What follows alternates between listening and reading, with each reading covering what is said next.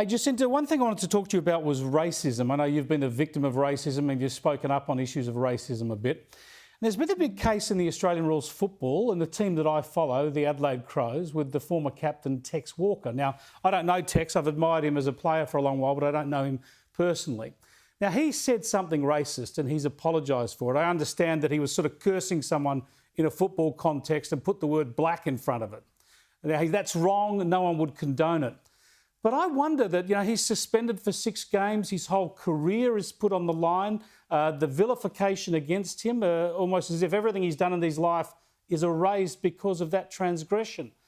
What are your thoughts on that? Does it draw the right attention to the issue? Do we have to be careful about being disproportionate?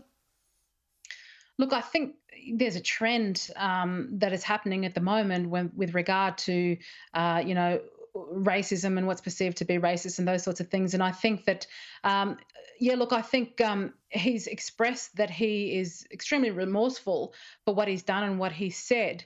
I don't know, I think that it's a little bit extreme in terms of the punishment that he's received as a result. Sometimes I think the AFL need to, organisations like that need to also look at, there are players who have committed horrific crimes, who have actually broken the law, but yet they stick by these players all the way and they never receive any sort of, the consequences certainly aren't as harsh as this. As far as I know, he's not broken any laws. He is extremely remorseful for the things that he's said.